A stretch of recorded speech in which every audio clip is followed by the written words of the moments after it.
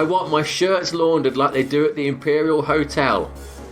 I want room service. That's actually back to film, never mind. This is Welcome to the Science Fiction Rating System podcast. A podcast that ranks every science fiction film from 1 to infinity. We've been away for a while, but we're back at last.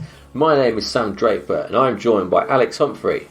Hey there. And Chris isn't actually here yet, but he's on the phone. I want to get online. I need a computer. He's struggling to get a computer, I think. He's not... He sounds really different. Long-term memory. My childhood. Oh, he's lost his childhood. Oh, well, that will be a problem, because we do normally talk about Chris's childhood. It's true. Yeah. Anything else to add, Chris? I can carry nearly 80 gigs of data in my head. It's a strange boast, but yeah. Yeah, it's not a very good boast, is it? It's less than, well, I don't know. No. Chris, let me just speak to him. Yeah, he can't be here. Chris can't be here. But he's coming around later. Have you got requests for your pizza, Chris? Double cheese anchovies? Yes. That is his favourite pizza. It is his favourite pizza. We are flying two men. We're a two-man show today. It's a two-man team. It's a duo, not a trio. This is our first proper film review of two of us, isn't it? Chris Let's see what will happen. Yeah, let's see. Chris is away on business. Directorial business. I mean, really, that's as much as we know, isn't it? So yeah, that's true. We're not holding anything back. It's very cryptic. It's a who knows what he's doing, but that's okay. Yes, we can handle it. We can. You know what? Before that, I had COVID, which is why I've been gone for a few weeks. So I was slacking off putting an episode up, and we've actually got one in the bag, which is going to out of sequence. It's all very confusing, but basically, don't worry about it. Don't worry about it, listener. We're okay. We're fine. Still going. Alex, you're good, aren't you? Oh, I'm fine. You've not had COVID? I'm fine. No. You're not directing a film? I'm not directing a film. Right. I don't have COVID, no. Fantastic. And do you know what I did with this film? What? I actually watched two versions of it. Oh my god, that's commitment. So I've been. So you are very basically yourself and Chris. You've done both so I could watches. argue with both. Brilliant. Like I could almost argue with myself about the merits of the mainstream version versus the Japanese director's cut. Yeah, I can have that conversation with myself. I'll try not to, but yeah. And also, it is Easter Sunday, and this film is actually weirdly relevant for Easter Sunday. Is it? Yeah. Certain characters in the film. He's got something to do with... Jesus is in the film, isn't he? Oh, Jesus is in... Yeah. Jesus is it? Jesus, it's Jesus time. Yeah. It is Jesus. It literally is Jesus time. Happy Easter, Alex. You're right, actually. It's very well timed. Yeah. I didn't think about it. Unless we're doing rabbit season again, dear. this is the best we could do for an Easter film. Yeah, so the film is Johnny Mnemonic. I don't think we mentioned it yet. And we're doing this because we've got a contest, haven't we? Yeah, we have. So it's actually the Blu-ray. We've got Blu-ray competition for this because on the 25th of April, this is going to come out on Blu-ray for the first time in the UK, thanks to 101 Films. And on that Blu-ray, because I luckily have got a copy of it, thanks to them, it does have, it has the main version, but as I say, it does actually have the Japanese director's cut, which according to the director is more akin to what him and William Gibson kind of wanted it to be. Right. Yeah, it's much more near to their vision. Is it very different? It's quite different. We can talk about that, but I don't know. But I think this is a film that almost suffered. It suffered because the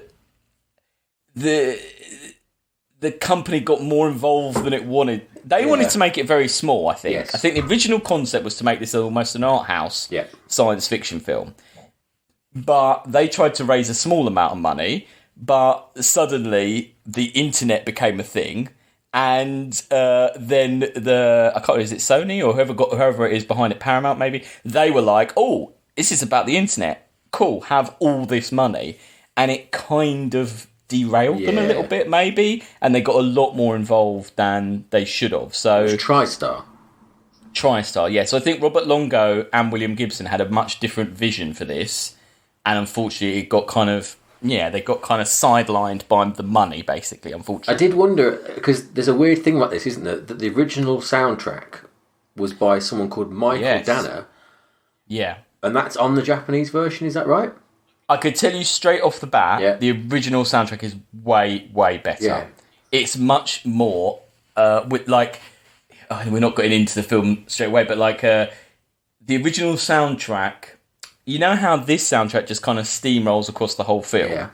The original soundtrack is much more fitted to what you're watching in a weird way. Yeah. So, like, when there's scenes with the Yakuza, it becomes a bit more Asian influence. Right, yeah. When there's more of the kind of, there's a bit more of that metal stuff. Yeah. It's very 90s, but that plays. Then there's more the actual film music at points as well. It's a way better soundtrack. I mean, the score in the real version is by Brad Fiedel, the Terminator guy, and it's awful, isn't it?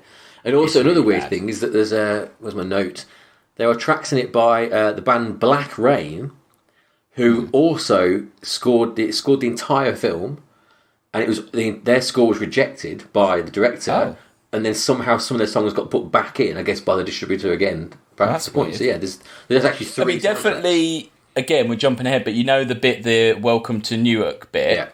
And there's this kind of weird song over that. Yeah. There's a different weird song over it in the Japanese version. Yeah. So, but yeah, I mean, the Blu-ray, you get the Japanese director's cut. There's behind-the-scenes stuff. There's an entire commentary by Robert Longo. There's a short film adaptation of William Gibson's Gernsback Continuum called Tomorrow Calling. I don't know who made that, but yes, there's a lot of stuff on the Blu-ray. Stuff, yeah, and it's quite a nice. If you look at it's a nice packaging and everything as well. So you can win that if you want. What we'll do, rate us somewhere and tell us you rated us. 5 stars on iTunes. Let us know. Sci-fi rating everywhere, or science fiction rating system at gmail.com. And that will definitely, the competition will at least run one more podcast. Yeah, to the end of the month, I'd say. Yeah. Cool. Yeah, so Johnny Mnemonic, directed by Robert Longo, as Alex mentioned, and as he also said, originally meant to be something a lot smaller. It stars Keanu Reeves, and it's in that weird... it's a grown-up Keanu Reeves, isn't it? But not yet Matrix. Yeah, it's a kind of... Yeah. He's trying to be a real actor, I think, isn't he?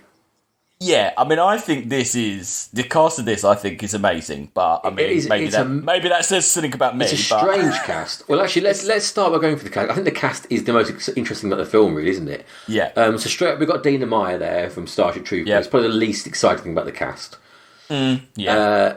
Dolph Lundgren is kind of the overall kind of nemesis bad guy, playing a version of Jesus, or guy who says to Jesus, which is weird. Henry Rollins of the punk band Black Flag is in it, which is odd.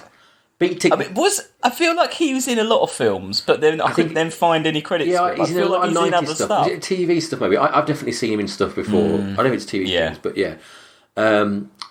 Beat Takeshi's in it. Yeah, amazing. Again, pretty. How did they? How did that even? I mean, I've read that it's because they wanted the film to do well in Japan, but that doesn't mean you get him involved so easily. Yeah, it's, again, weird. Ice-T has a massive role in it. I mean, he's basically like third billing, really, isn't he, in terms of the screen time? And then Udo Kier's in it as well. Like, it's just like all over the place. Yep. I missed anyone. I think that's the main. Oh, the main guy, Shinji, who's the laser nail guy. Yes. The only credits I could find for him were the film Pixels, which he should be embarrassed by, and he's in one of the Resident Evil films. But I don't remember him in Resident Evil. But he was in Space Truckers as well, which we watched. Oh, was he? Yes. I don't remember. I just saw a credit for he's in that. But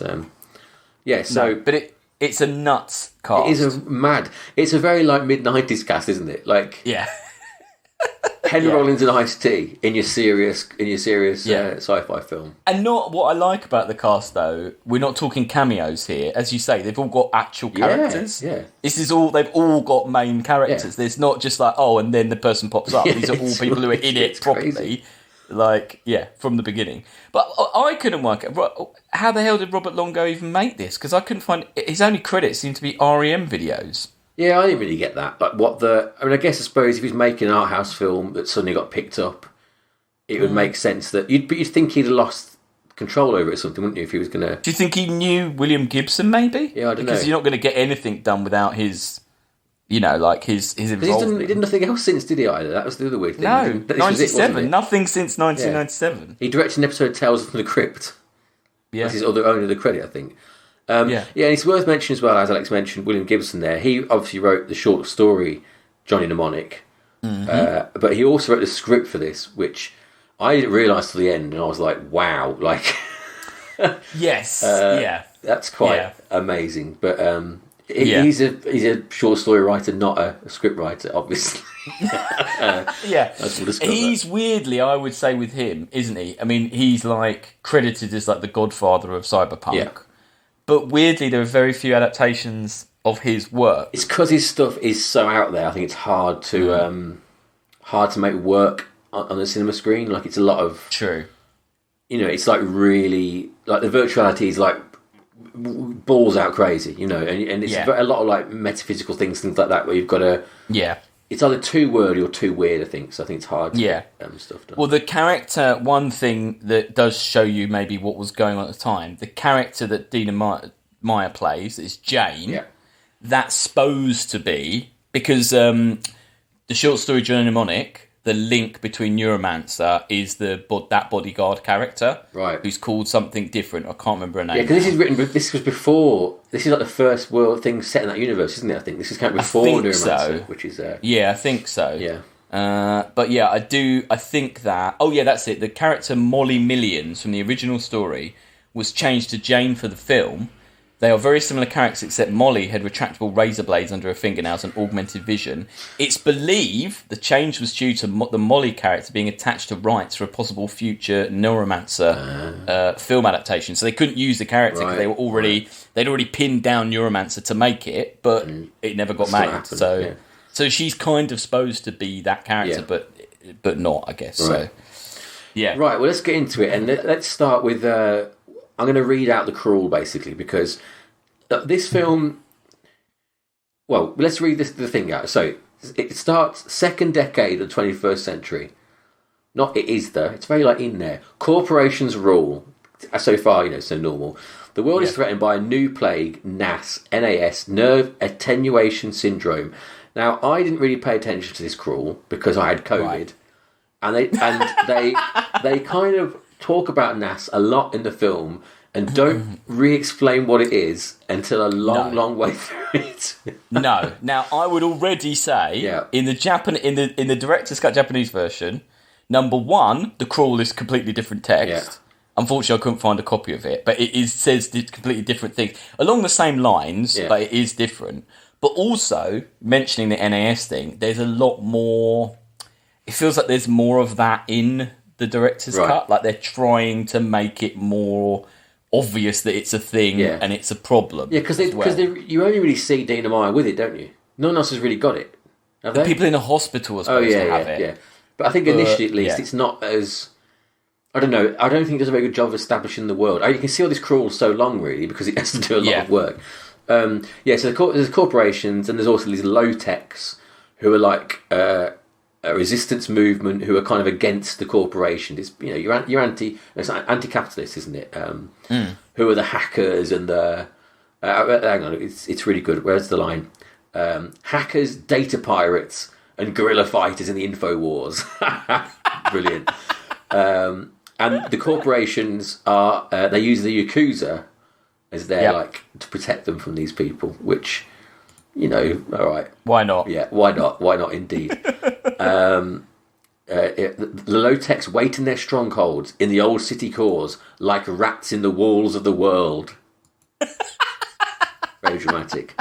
And into this world, we meet Johnny Mnemonic. Now, Johnny Mnemonic, right? Why? Just Johnny. Yeah, just Johnny. Why is he called... Johnny Mnemonic, right? Johnny's not a mnemonic, is it? No, Johnny, it's because he's a mnemonic courier and he's called Johnny. Yeah, but like the word mnemonic, right? Yeah. It's a thing, isn't it? It's a isn't it like an acronym? Yeah. So yeah. But he's not. What's that got to do with him? I thought they're just called mnemonic couriers. What his job is, he is a mnemonic courier. Yeah, but and I don't know why they're called. That's what I mean. Like, I don't know. I don't see how that word relates to what he's doing in any sense. No, not really. Like, what about him is in mnemonic couriering? He's not like... I just didn't know why they used the word mnemonic. No, other than it's a bit it sounds weird. cool. Yeah, that's it, isn't it? But And it's hard to spell. I thought that at some point they'd reveal that Johnny was actually the word was a mnemonic for something like jumped off High. hyper Next. neural net yippee. Yeah, maybe. I don't know. Maybe. No, it just frustrated me. It's a kind of a.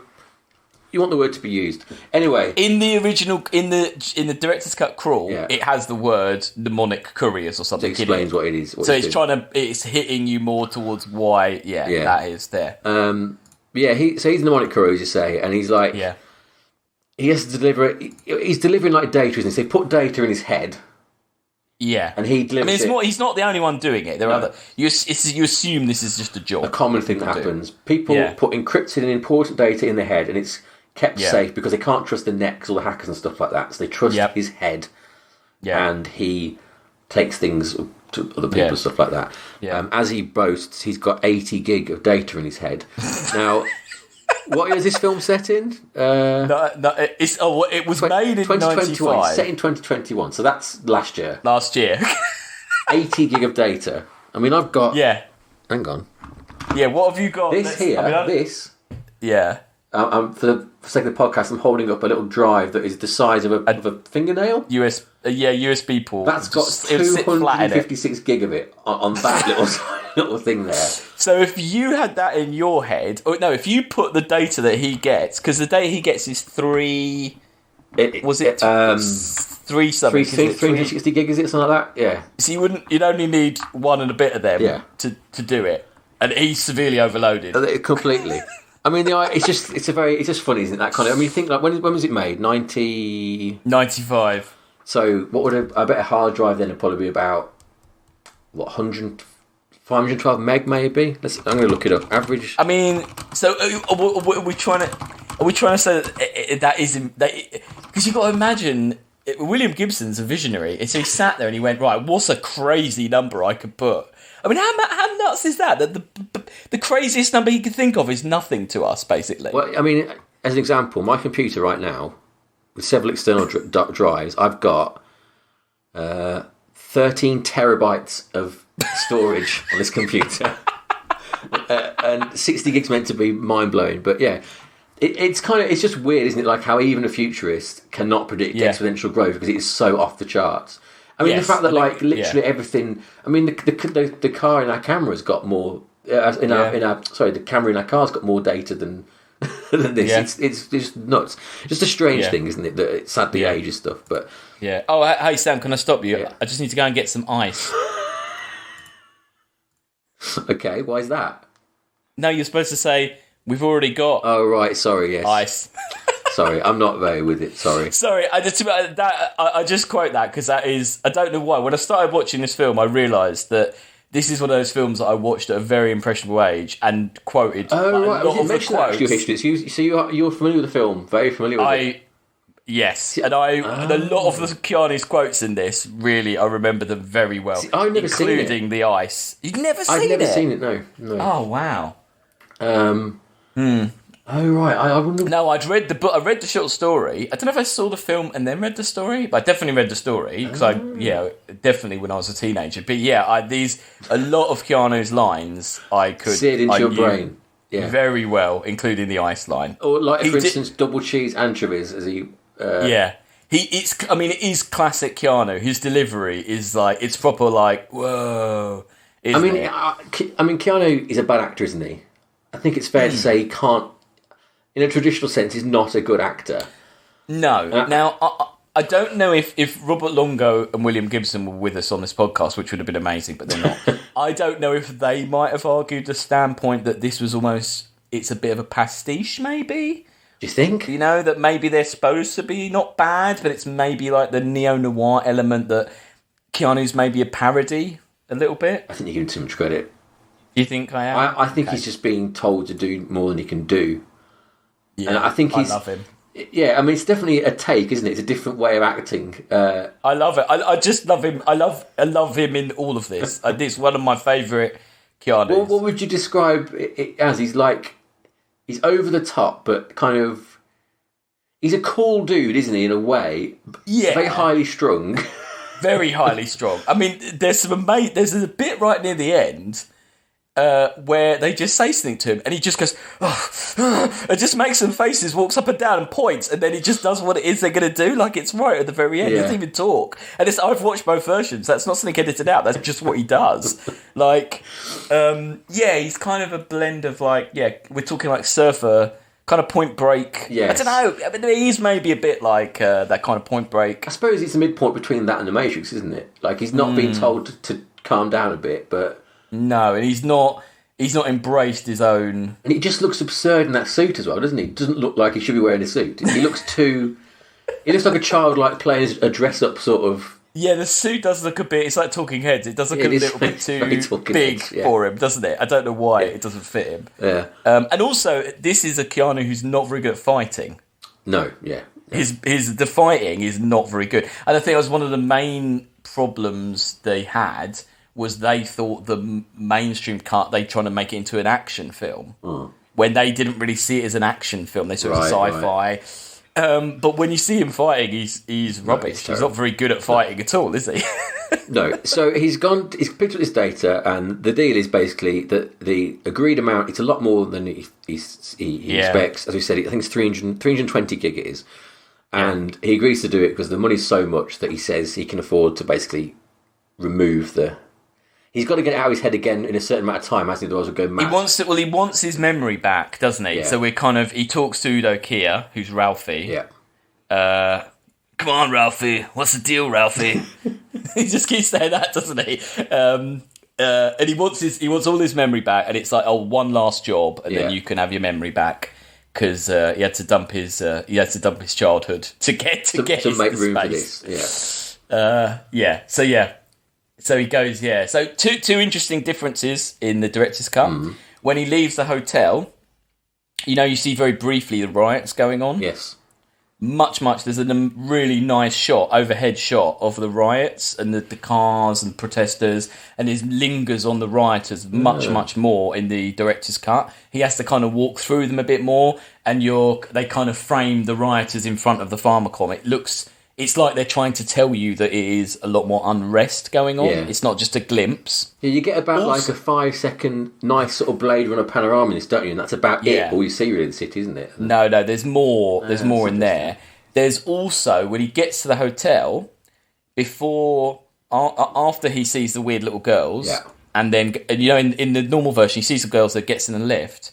He actually sits down next to a guy, starts speaking in Mandarin or Cantonese, and he buys the upgrade off the bloke in the hotel. So in the lobby, you see him buy the upgrade to his brain, and then he goes in the lift and plugs it in and upgrades himself. So you're seeing... It's definitely... The director's cut fleshes a lot of stuff out, and it does give you a more complete story, I would say. I mean, it is... I think the theatrical's about an hour 20, isn't it? It's really short. Yeah. It's not that much longer. Maybe an hour. It's maybe 40. Right.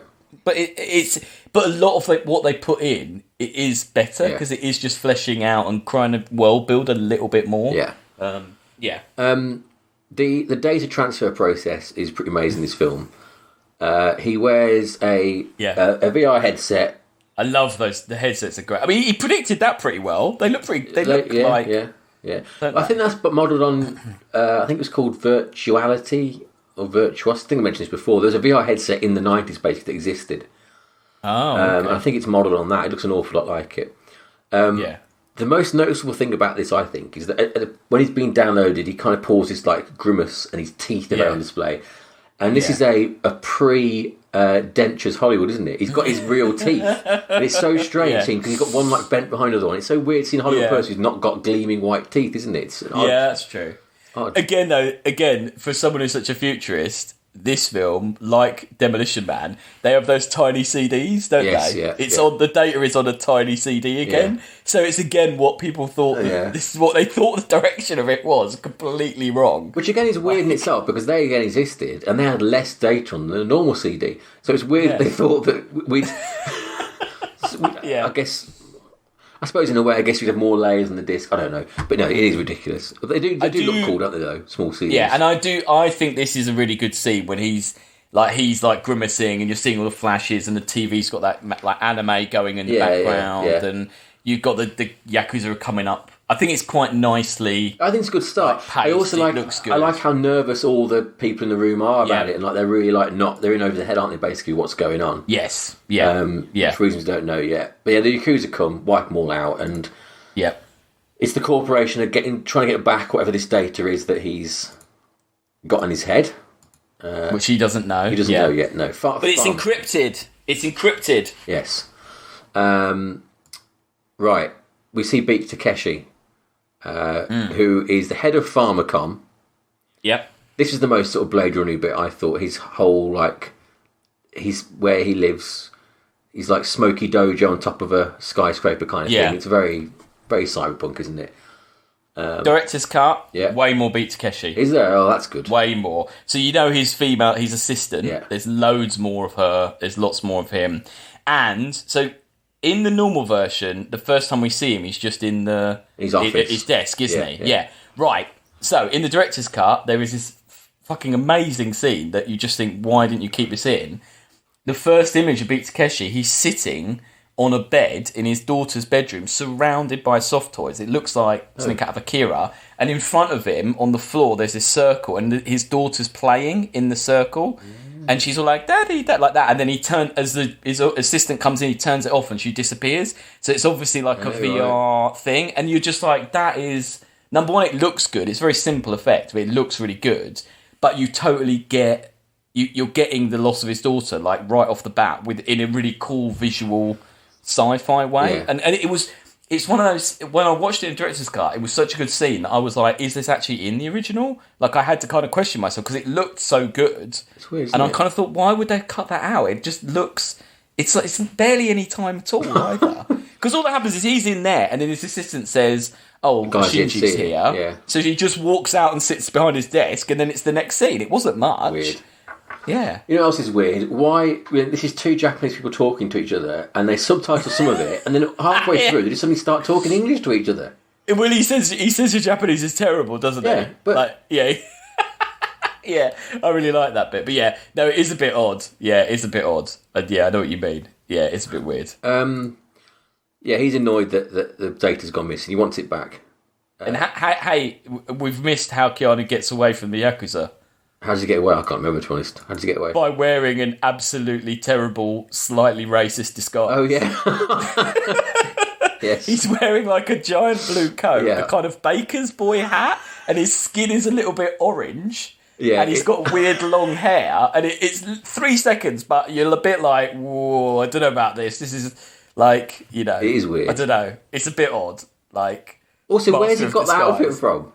It's out of his bag or something. I don't know. In fact, he's put makeup on his face, hasn't he? Yeah, somehow. He's a different shade of Keanu. Yes, that is definitely. Bad. And he's like... Yeah, it looks really inappropriate. I don't know how people haven't kind of... Yeah, but anyway... He gets out. Udo Kier's like, mate, you know, we've got. He said to come back to the base, does he? I can't remember. So they've gone. He's flown on the Concorde to Newark, the new city of Newark, and he gets scanned at the airport, and there's seepage going on. Yes, because he's got too much data in his head. Yeah. So it basically sets this kind of ticking clock that he's got 24 hours basically to get the. Otherwise, we'll go mad. Else he'll go mental. Yeah, he's getting like weird flashbacks, isn't he? But is he getting flashes to the data, or is he getting? Oh, he's seeing the thing his kid, isn't he? Or is it his own memories? Well, I don't see. It's weird because again, in the director's cut, so I think in this version there's a couple of weird flashes of his childhood. Yeah. And in the director's cut, there is only one flash of his childhood, which is at the very end. And you know, in the very end of this, spoilers, you see the whole childhood, that kind of rubbish birthday party. That's not in the director's cut at all. Oh, right. And I'd say it's better for not having that. Like, weird, like, yeah. But so he's heading to see Ralphie. But before he gets there, you get the weird, obligatory 90s club scene. Yeah. Which has got some fantastic costume design, but which I mean terrible. Like, the women in it, or... This is a future where everyone's got weird face makeup, because that's, I guess, a cheap way to make it look futuristic, isn't it? And they're doing the classic Fifth Element well, it's the future, so we like opera, but to like dance beats, because that's futuristic. Dance opera and everyone's in bondage gear. Yeah, basically. That's the future, isn't it? Yeah, that's the future. It is very proto-Matrix, I think, isn't it, in terms of the look of it? Yeah. It's not too... I mean, it's... I love there's a weird, like... There's two, like, grey men in, like, bondage harnesses wrestling. behind them. Like, I know. It's like grappling like this at the behind them, which is very odd. Yeah. It does feel obligatory, doesn't it, this kind of scene of, like... Yeah. Yeah. It ain't great. But it's where you get to meet, Henry Rollins and Dina Meyer. Yeah. She's a... she's got this Naz thing. Although we don't know yet, do we? Do we know? She starts having shakes, doesn't she, and stuff like that. Yeah, she's a bodyguard, and she's been augmented by him, who's a doctor stroke cyborg maker. I don't know, whatever you want to call it. Yeah. But yeah, she wants to be a bodyguard, but Ralphie won't hire her because... Sorry. All right. Ralphie won't hire her because she's got the NAS thing. Can't be trusted. And that, a NAS storage is actually it's a thing. That is, it's an IT thing. Yeah, a NAS box. It's like a network storage device. It's weird. I'd like to think they named that after this disease. Maybe that a NAS will start shaking, but probably not. No. Yeah. So Ralphie wants to get the stuff out of his head, doesn't he? Yep. So he goes to the clinic. We get to see IT first, don't we? He has to go. Yeah, so he goes Ralphie's betrayed him and sent him to this kind of rundown bit where the Yakuza are waiting for him. Oh, but it just happens to be where Ice-T is as well. Yeah, I never really got, because Ralphie's low-tech, isn't he? They're all low-tech. Ralphie's not a low-tech. He's the agent one. Udo Kier? Yeah, he's not a low-tech, I wouldn't say. He's not? No. Right. So why did he send him to a low-tech place to get the stuff going? Because he's not. Because he sends him to that shady place where the bald guy, the Yakuza people, are just waiting to just ambush Johnny Mnemonic to cut his head off. Right, okay. It's just a trap, basically, in a back alley. Right, okay. A back alley trap. I didn't really get the divide. I think in my mind, again, in my defence, COVID-addled, it was that everyone in the film except...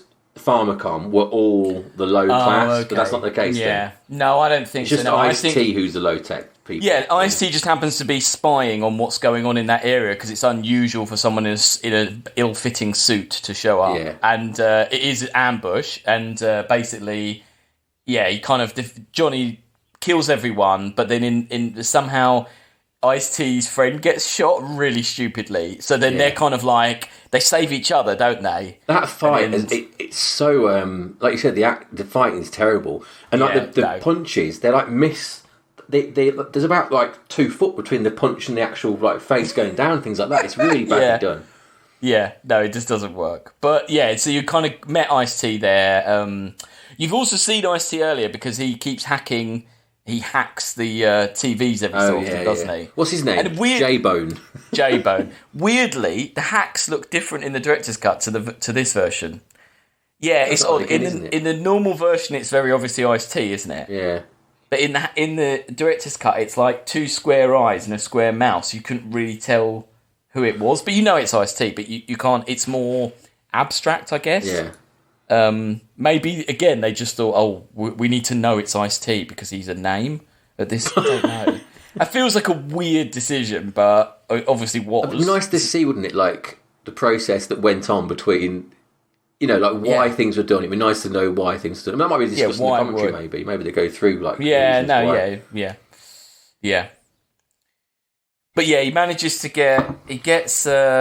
He kind of gets away there. He gets him, and then Udo Kier gets him, doesn't he? He knocks him out, and that's when he goes like, "Not the head, don't touch the head," or whatever. Yeah, because he goes back to see Ralphie, gets knocked out, and he's about to the laser nail. Shinji is going to cut his head off. Yeah, this is the new plan to get the data out of him. But then Dina Meyer jumps in and saves the day with a weird long knife stick thing. She's like she's offensive because they all do like fencing poses, don't they? It's like weird kind of.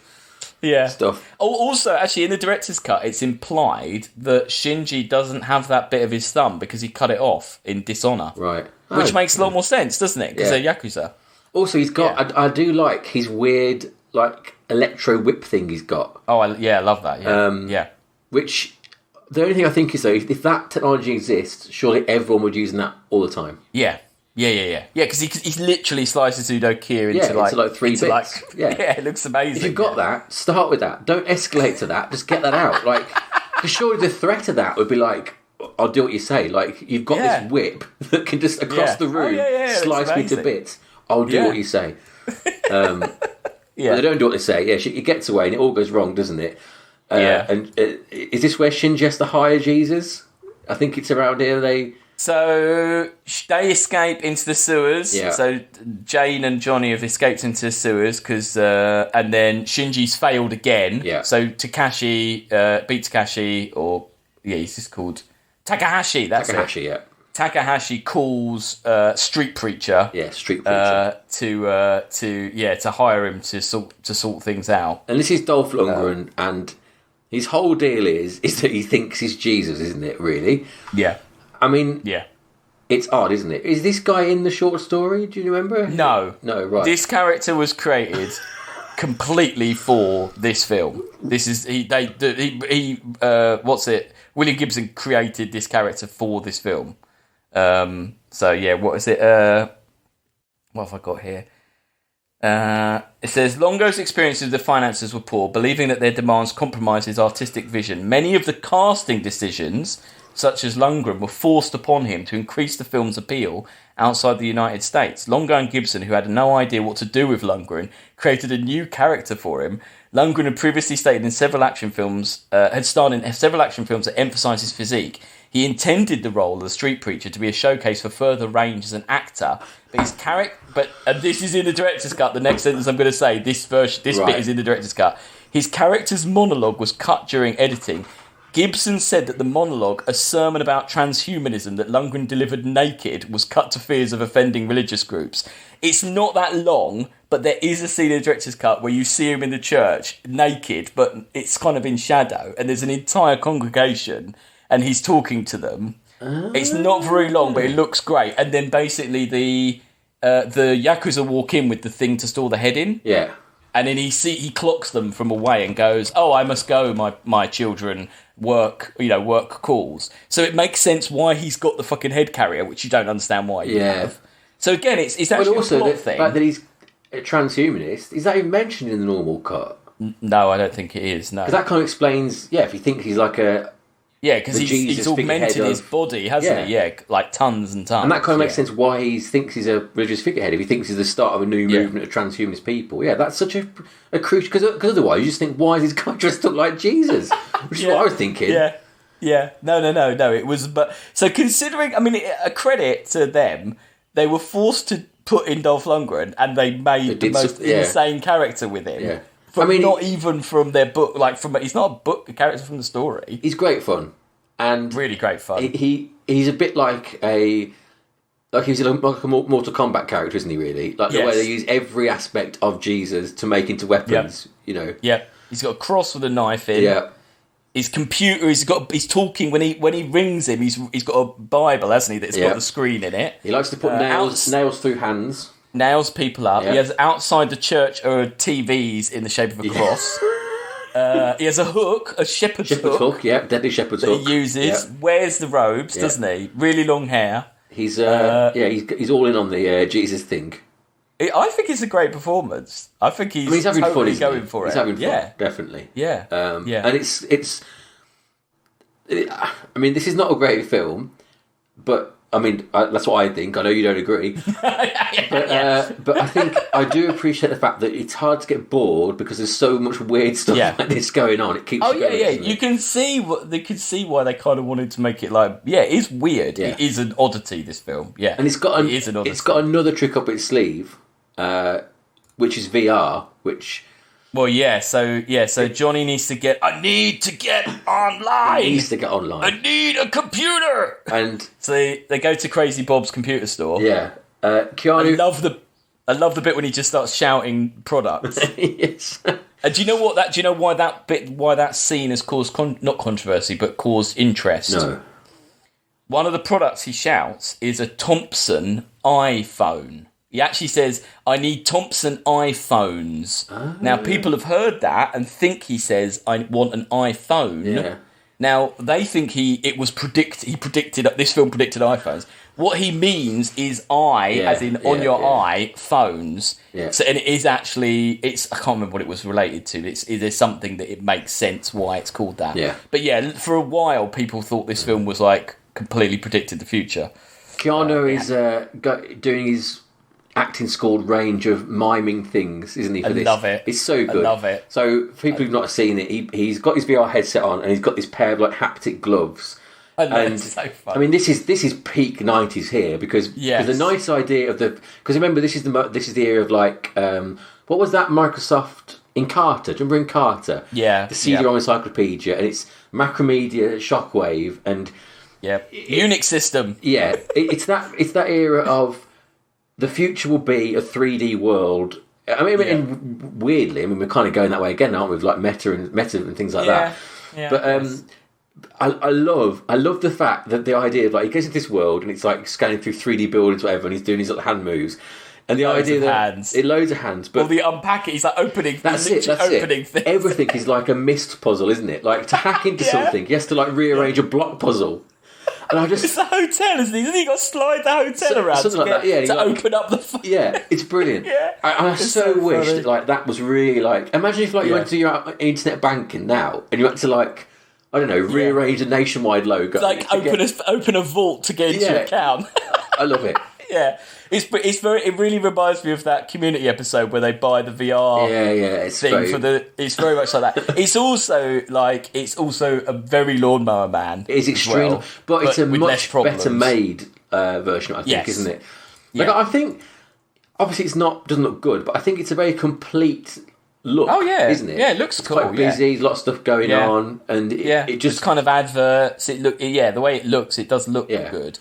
And also, what's great is while he's doing that, you've got the Yakuza scientist who's standing doing all the I'm trying to hack him, like he's doing all these ridiculous. I found him. He's like doing all these ridiculous hand movements as well to try and track him down. Yeah. And then it goes wrong, and she's like, "Oh, you need to get out." And he's like, "No, I've got one more thing." And he goes on the board. Yeah. He's like, "Oh, I've got this guy I can talk to." And I'm like, "You're too hot, that man. guy's that Get off my Even that, when board." he goes to that, do you remember like he can fold it like it's an origami thing, isn't it? And he has to fold all the bits of And then he's got the claws. I could burn you. And his hands get these ridiculous claws. Yeah. And he's like, "Oh no, they've sent a virus. Get out." It's It's so stupid. It's so stupid, but really, really entertainingly stupid. I want someone. I mean, they might have already done this, but someone should make a game, like a VR game, in this world, shouldn't they? Because it was so much fun. Because I mean, the haptic gloves exist now, and you can make these, couldn't you? Where you would actually go around solving a crime in this kind of weird. Yeah, a kind of Johnny to Mnemonic embrace world. this idea of the internet that is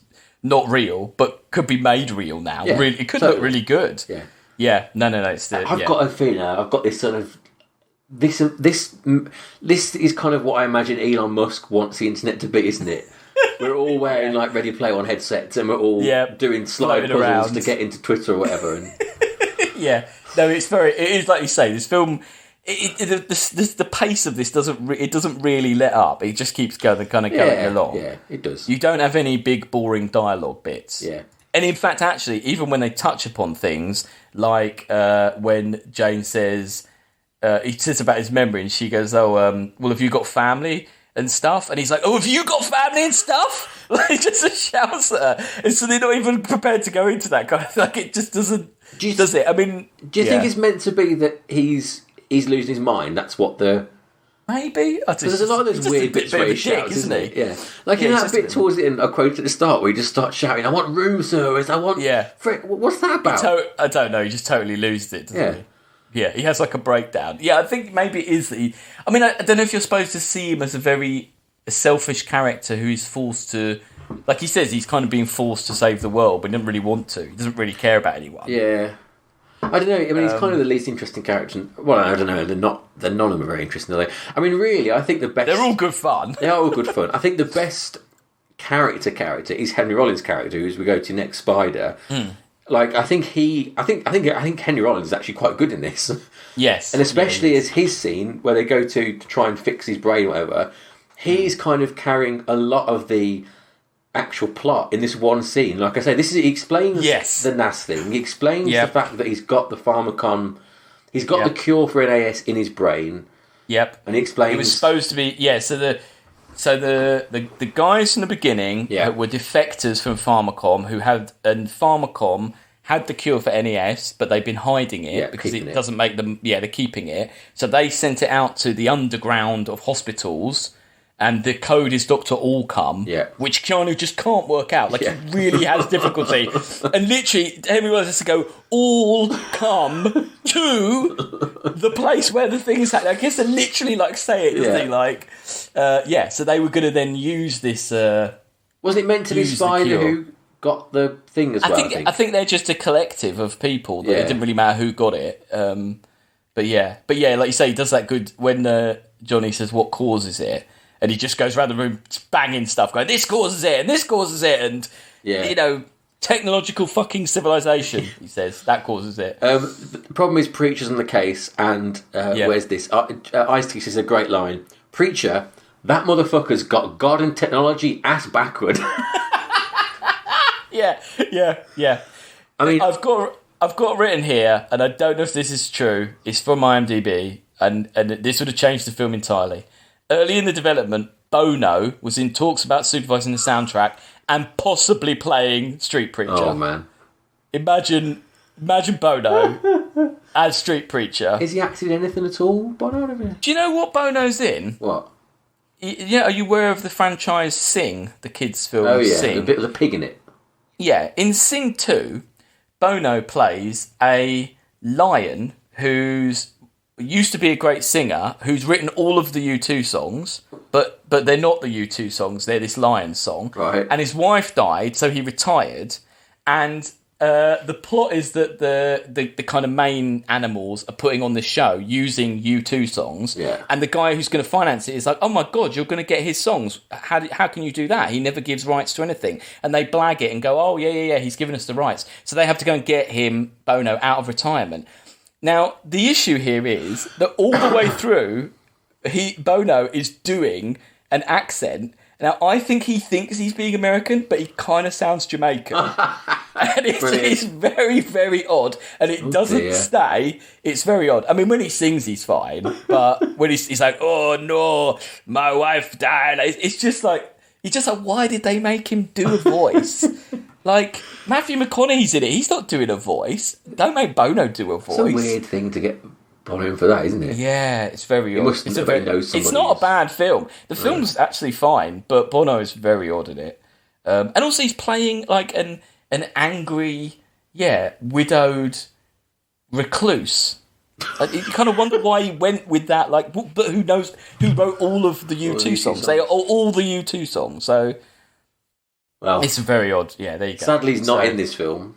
No, he's not. Yeah, I mean, that would be amazing. It really would.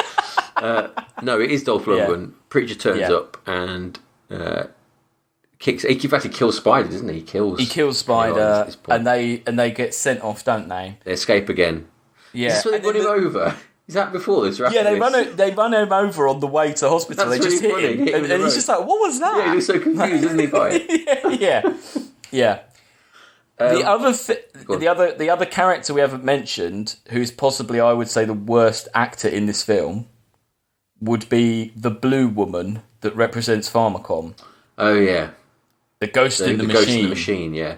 Yeah, that's now, isn't it? Takahashi goes into now, it. Now, in the director's cut, she is in it more and from the beginning, and she is explained a lot quicker and a lot clearer what she even is. Yeah, and it's a lot more. It's just better handled in the director's cut. You get what she pops up straight away. Yeah, he looks into it straight away. He gets told what she is straight away. Right. And because you obviously see more of him about all the stuff about his kid, it makes more sense why she's trying to contact him and everything. Shouldn't they have got somebody who looked the same race as Keanu Reeves? Oh, what do you think? I don't think she's. Do you think she's Keanu's mum? I don't think she's Keanu's mum. What, she isn't she though? I didn't think she was. I thought at the end, don't they say it is his mum? I didn't think they ever said that. I can see what you mean in the end, that weird bit at the end, it looks a bit like her, but that's not in the director's cut. The bit at the birthday party. Hang on, my memory of this is the end of it. She literally says she's his mum. Does that not happen? I don't think so. I don't remember that. Because she's the head of Pharmacom. Who's dead. Who died. But why would he not remember that he was anything to do with Pharmacom? Because his childhood's been removed. I don't know. I mean, it's not... I don't remember that being... I don't know. I mean, see, the thing is, I literally could have made up because I was feverish and in the right state. It's already pretty insane. I feel like maybe they're trying to hint at that, but I don't think it's ever... I don't remember it being explicitly said. Oh. Well, that's... Yeah. Anyway. Okay. Well, are you sure? I'm going to have to... No, I might be wrong. I might be wrong. Look at Wikipedia. Yes, look at the Wikipedia. Let me get the thing up now. Maybe I'm wrong. I don't remember it being explicitly said, but I mean, maybe I'm wrong. I was just too busy enjoying. I'll tell you what. Let's look at the end, shall we? I think they say at the end, so we'll look at the synopsis at the end. That's a cliffhanger. Yeah. she keeps popping up and going, anyway, Takahashi. Yes, she's very. You must listen to me. Yes, she needs because I didn't get it as well. Takahashi's saying like he doesn't know who she is, right? No. And then he also says, well, she's running the company. He doesn't know who she is, and then he gets his assistant to look into it, and then they go, oh, she was put in the machine when she died. It was part of her will or whatever. And she's running it. She was the head of it. She was the head of it, and then her last will and testament was to be uploaded into it. So she kind of runs, but maybe runs like the operating system rather than runs as in in charge. The preacher gets hold of a fantastic actor, some very old dude. Oh, Hooky. Is that his name? Yeah. That's what the character's called, Hooky, yeah. Don Franks. Also known by his stage name of Iron Buffalo, which I think is fantastic. Oh. He was a singer, I think. He's not actually Oh, okay. Anyway, but I think he's great. That scene where he gets tortured and killed is great. They err in vision, they stumble in judgment, for all the tables are full of vomit and filthiness, so that there is no place clean. And then he's like, you should have seen it in here before. And then he just dumps his hand into the cryo thing, doesn't he? Yeah. No, he's... He gets it. Spider gets it. Yeah. Everyone's getting it. They're at the hospital. So now we're going to go to the... so Spider's last thing he says is... Because his Spider's already says, I can't get it out of your head unless I basically cut your head off. Yeah. So he says the only person you can go to now is... Jones. Well, he says go and see Jones. Jones, yeah. And they go to where J-Bone is. And there's a hilarious bit when they're outside of the low-tech space. Now, spoilers, Jones is a dolphin. Yeah. Right? And Jay knows that Jones is a dolphin. Yeah. And Keanu doesn't. And he says, so who's this Jones guy? And she's like, he was in the Navy. And he's like, oh, yeah, what, military? Like, what, like a hacker or whatever? And she's like, yeah. And you can see her face. She's just like, am I going to tell him he's a fucking dolphin? Like, am I going to bring this up? Or what's going to happen when we get in there? Like, her face is really funny. Like, I guess because she's thinking, like, I wouldn't believe it. Yeah, I wouldn't buy this. I wouldn't let a dolphin in my head. Yeah, we could lose him right now because if I say this to him, he's going to walk off. Yeah. I really don't like Ice-T in this film. I think he's terrible. I think he can't act at all. I think he's very annoying. I think the look of these hackers, they're all wearing pots and pans on their heads, and they've got it's very 90s, isn't it? Yeah. And they've all got shoe polish all over themselves, haven't they? But it's meant to be camo, but it just looks like they've sort of had an accident. Yeah. It's not great. It's not great. No, it's not great. It looks a bit budget. And again... he does what he does, but that's all he can do, isn't it? Yeah, and again, he's like carrying... Because, I mean, really, as you say, it's a dolphin who's going to save the day, but it's down to the mouth of Ice-T to sort of convey this, and he's not the character you need at the climax of the film, is he, really? Not really, no. Yeah. Another change here, which is in the director's cut, which is... coherent and true to the book, but when I say this out loud, you're going to see why they cut it out. Jones is a heroin addict, and there is a scene where Ice-T says, "Oh yeah, he's a junkie as well," and he squirts something into the tank, and he's like, "Oh yeah, he doesn't need it, but I just give it to him just to keep him so that he thinks he's still in the Navy," and that is in the book, and you can see totally why they cut it out of the film. So Jones is a cybernetic dolphin, right? Yes, but he got addicted to crack to keep him working for the. But he Navy. literally did serve in the Navy as a cybernetic dolphin. Yes, right, and who was a junkie, and that's how they kept him doing what they were doing. Yeah, and that is in the director's cut, but not in the normal version, which you could kind of see why they took out. But how did so say Jones, right? He's in the Navy, and they realise he's addicted to crack, and they honourably discharge him, right? What do they do? Just throw him back into the sea? I don't know. And then someone swims up to him and says, "Oh, come work in our do you want lab." to come and work here? Yeah, I don't know. That's the film. I don't know how it works, but it's great.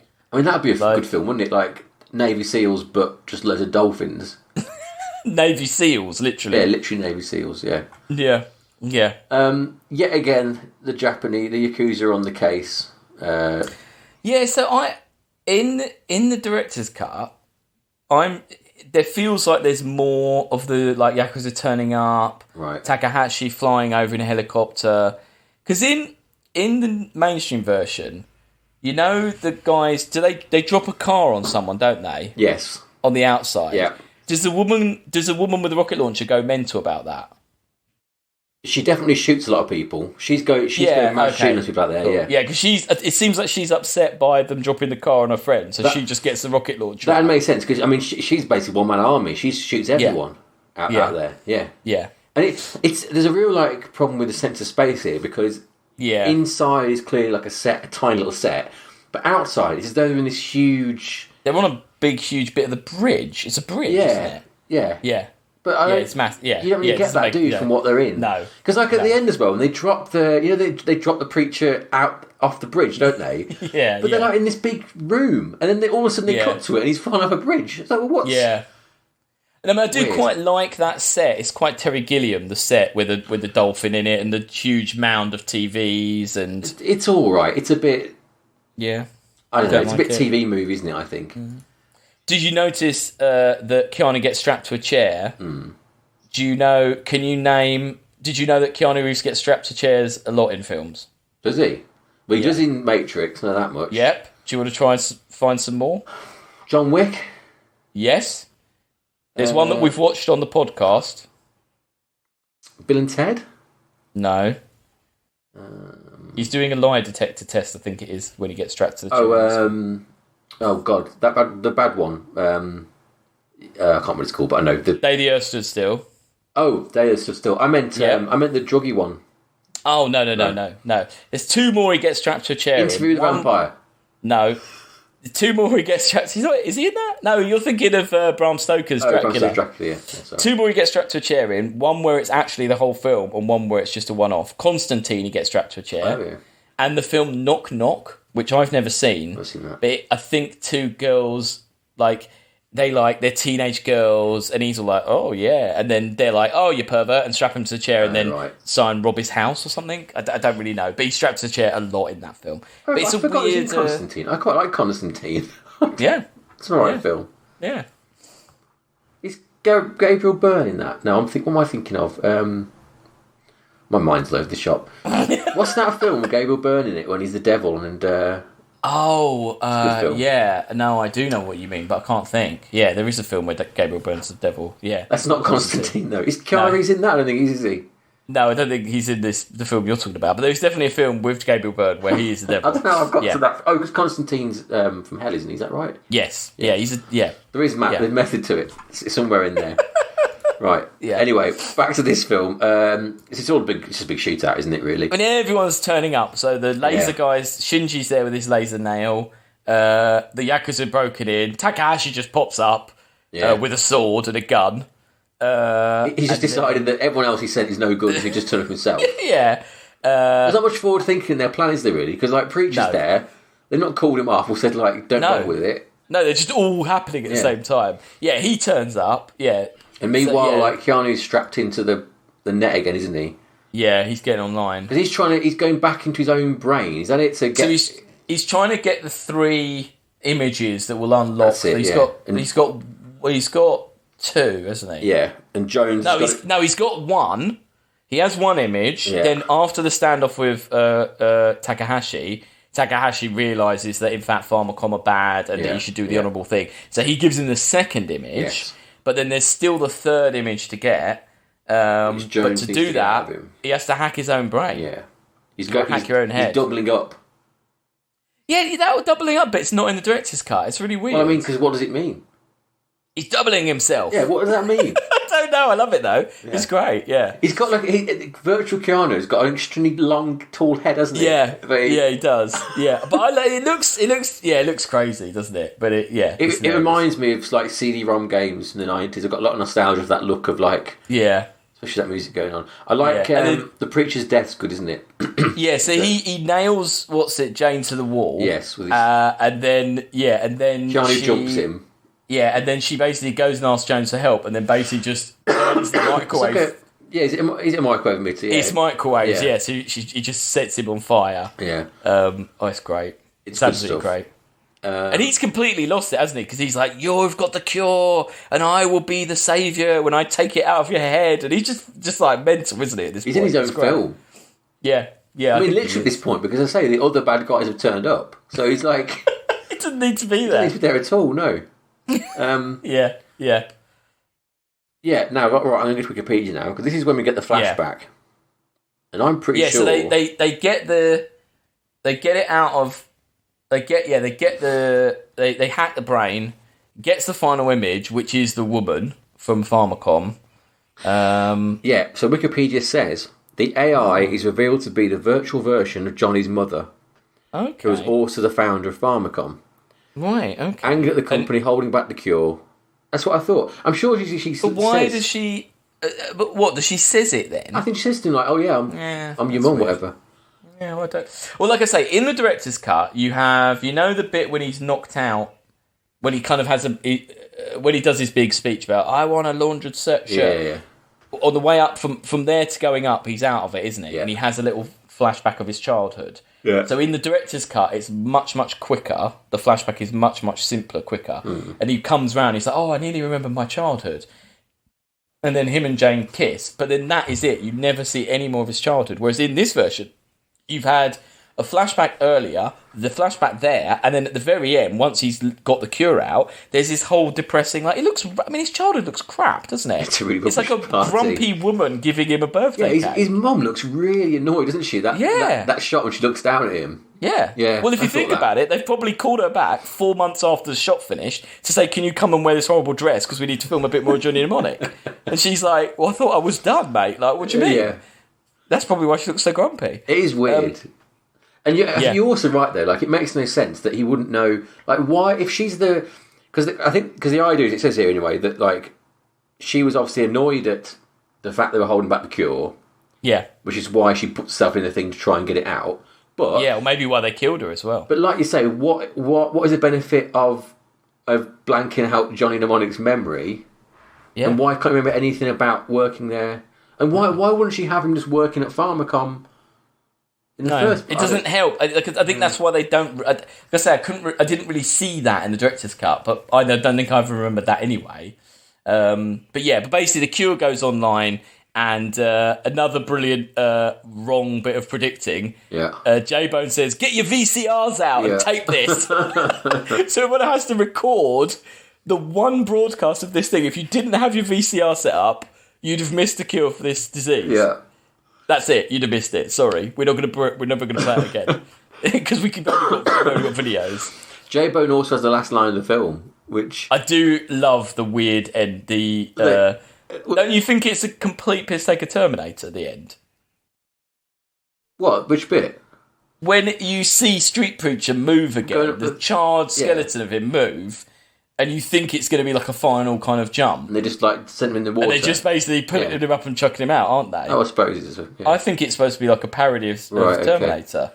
I just thought like they just obviously like made this charred version of it and thought we've got to do something with it. Because they linger on it for so long as they pull him up, don't they? And then drag him out. But yeah, he goes, Ice-T says, "That's just garbage. Get that out of here." And that's the end of the film. That's the last line of the film. Yeah. And they cut to the shot of them, in front of the Pharmacom building in flames. Terribly. Yeah, that doesn't look very good. So I've got here, Sony realised early on the potential for reaching their target demographic through internet marketing and this new technology division promoting the film with an online scavenger hunt offering 20,000 in prizes, One executive was quoted as remarking, "We see the internet as turbocharged word of mouth. Instead of one person telling another person something good is happening, it's one person telling millions." The film's website facilitated further cross-promotion. I'm really gutted by this next bit. By selling Sony signature issued Johnny Mnemonic merchandise such as Hack Your Own Brain t-shirts Nice. and Pharmacom coffee cups. How much do you want one of them? Oh, brilliant. William Gibson was deployed to field questions about the video game from fans online. The habitual recluse novelist who, despite creating cyberspace, one of the core metaphors of the internet age, has never personally been on the internet. He likened the experience to taking a shower with a raincoat on and trying to do philosophy in Morse code. Nice. So he basically hated marketing this film. Nice. Yeah. Yeah, I've not. Have you played the game? No, I haven't. I looked through it a bit, and it's not got anyone in it from. But it's got actors, isn't it? It's like a point and click. Yeah, I'd watched some of the little cutscenes, but interactive movie sort of thing. I downloaded it. I couldn't get it to run. I was a bit sad that it wasn't Keanu. Yeah, I mean, it got dreadful reviews, but it looks like because Gibson wrote the story for the game apparently. Oh yeah, no, I did read that. Yeah, that's crazy. So I might try and get that working again at some point because it looks. Isaac Hayes is in it. Really? Yeah. As who? I don't know. Just a character. Yeah, there's Julie Strain, Penthouse model, Isaac Hayes, and basketball player Kirk Rambis are the 3 stars of it. Oh my god! So I've got to investigate it. It sounds amazing. Yeah. Also in 2021, so I don't know if this is a bit one of those, like maybe just Robert Longo was saying this. Robert Longo created a black and white version of the film and said he really liked it because it made him think of Alphaville or Le Jetée. All right, and mate. he's kind of like, oh yeah, I can't. That's what I was always going for. And I'm like, no, you're just like. That's obviously just someone's remembered that Johnny Mnemonic is set in 2021 and rung him and gone, oh yeah, you know your film. Yeah. And he's like, oh, I better say something that sounds good. Oh, I always envisioned it in black and white. If maybe you turn the sound off and cut like almost all the whole film out, maybe, but yes, yeah, it's not. Yeah, I bet in black and white it'd be hard to see what's going on because it's a lot of it's not very clear anyway. I don't think it's a very good. And the internet would look terrible in black and white. I like the colour. I quite like the colour palette. I think it looks. I like the colours of it. Yeah, it's got that. Good. It's got that 90s thing of. It's like what's the one you like with Mark Hamill in it? Guyver. Yeah, and the old Turtles films. That kind of look. Everything's just very dark all the time, isn't it? It's that 90s kind of aesthetic of. Which I get. It's a look. I get that's a look, but yeah. Well, there you go. That's Johnny Mnemonic. Now. I already know what you're going to say. You love it, don't you? Yes, I do absolutely love it, yeah. I do love it. The director's cut, it's not a massively different film. Yeah. The music does make a difference because the music is much, much better. Yeah. And the added scenes make it better because rather than being like some random subplot, all they do is just make there be more of the film and more explanation. Yeah. They're not detracting, they're actually just adding more context and more of the story. It kind of feels weirdly, it feels a bit rougher and a bit more random and a bit more low budget, the director's cut. I don't know why it does. I know why that is, because this has got that TV movie constant soundtrack thing. Yeah, and it makes anything feel cheap, where it's a problem that, what's it as? The new Doctor Who's this problem, where they don't let up with the soundtrack. It's constant.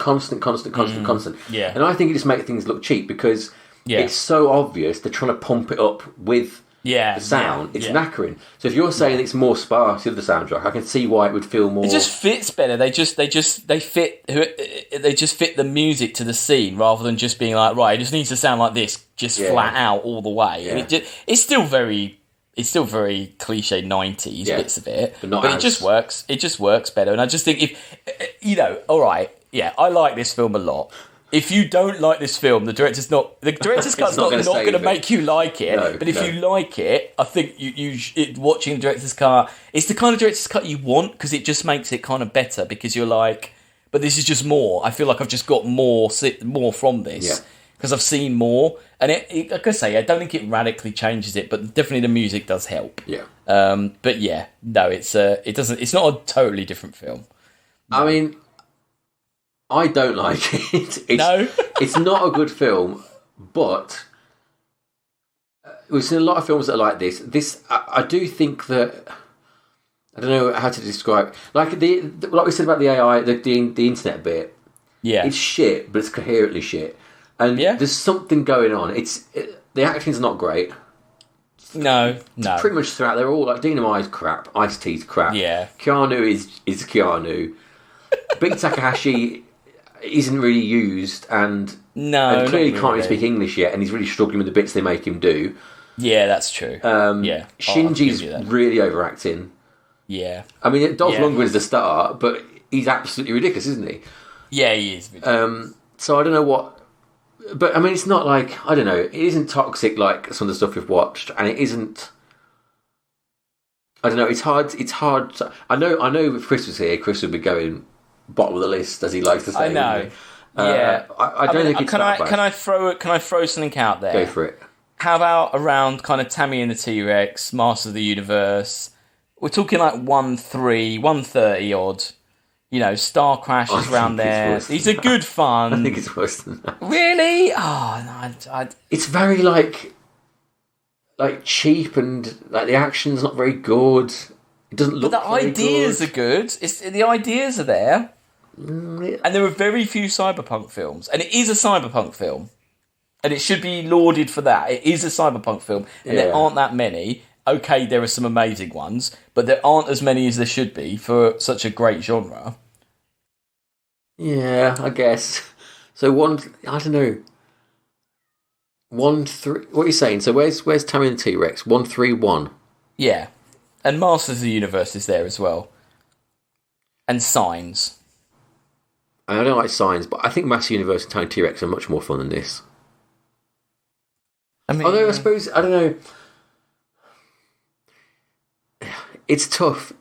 I suppose it's weird because there's definitely bits that are fun, but then there's bits that are kind of boring. But I think, like you said, the pace for it is quite. It just moves, doesn't it? Bangs along. Yeah. All right. How about Nearer the Guyver then? Where's that? The Guyver is 157. I know I'm on my own here because I mean I really do love. I think Nearer the Guyver is a fairer place. I personally. Could we go above Serenity? Yes, Serenity was crap. Because Serenity is very 90s, and Serenity, only bits of that are good. And that Serenity feels more dated, I think, than this does. So we can. I think The Guy was a better film than Johnny Mnemonic. Oh, but I think above Serenity is fair enough because it's better than Serenity. So we're going above Serenity. 156. Okay. Well, I'll take that. I know I am. I mean, yeah, I just really love this film. I think I'd forgotten how much I loved it, to be honest. And also, it's a good point you made that like this is kind of Lawnmower Man done right in a way. The bits that are in the virtual world, because you remember how terrible those were. That that massive head version kind of flying around. They clearly got so little to work with. And that film is a bit older than this. And also, it didn't look like you say. This looks like it looks like there is stuff. It's like he is travelling through the internet, as it were. It's weird, but he does look like there's stuff around that he could grab out. And it's a silly film. It is a silly film. It is silly, but it's coherently silly, isn't it? Like it's definitely I think it's good fun. I mean, maybe because once they made this, they were like, "Nah, we can't make William Gibson stuff. That stays on the page." I don't know. I wonder. I don't know why. Surely Neuromancer will get made eventually. You'd think, wouldn't you? Like it. You think? I'm just going to look Neuromancer film. I was trying to run through all the cyberpunk films in my head, and the only other one, because I always thought Stranger Days was a William Gibson thing, but it's not. But that's a cyberpunk film, isn't it? But that feels a lot like they wanted to make a William Gibson film and couldn't get the rights a bit with Stranger Days.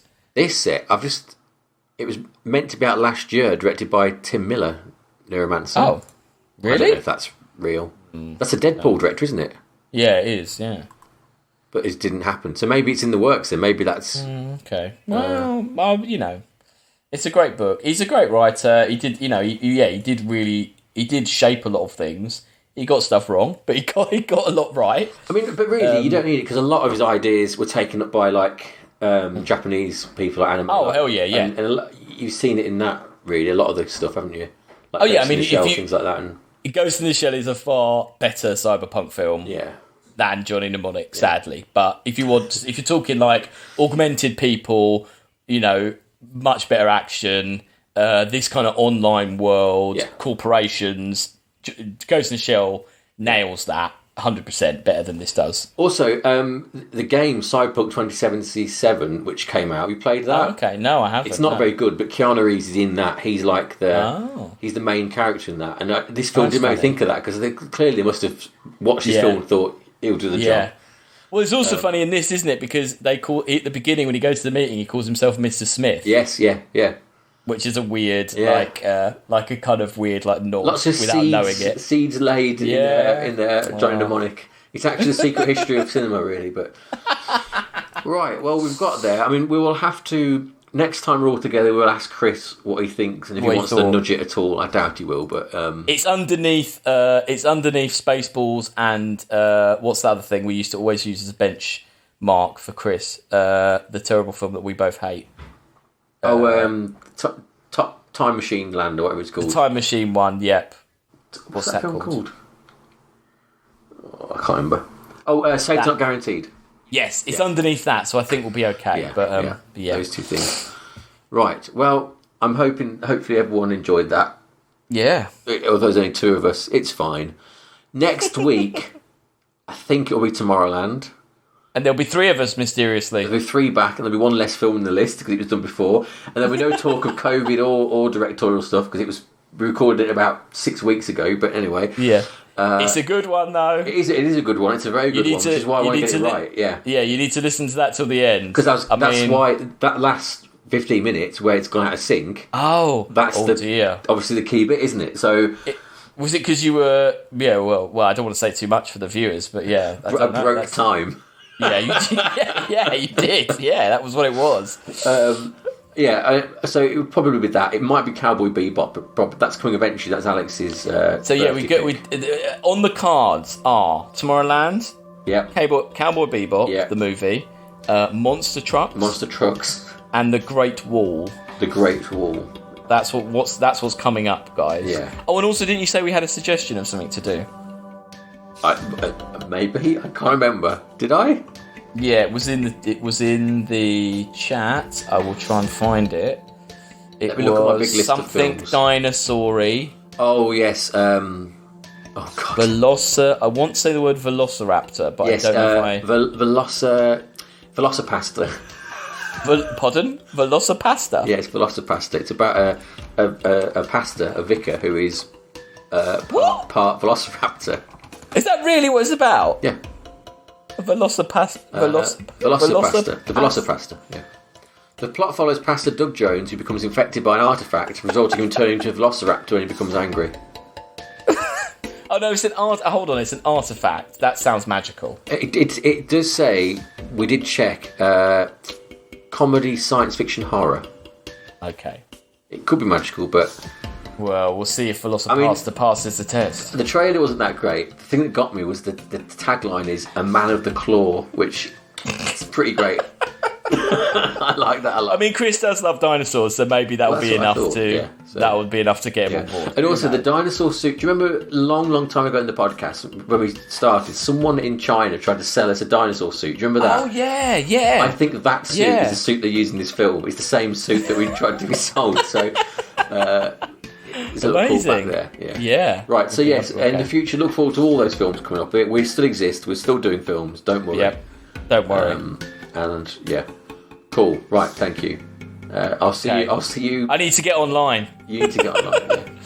Yeah. I can't think of another good Johnny Mnemonic quote. Hang on. Yeah, take some. Oh yeah, where's the? Hang on. Is he back? Double in cheese anchovies? I want to get online. I need a computer. Well, Love it. yeah, we'll get a computer and we'll see you again for something. Okay. Bye.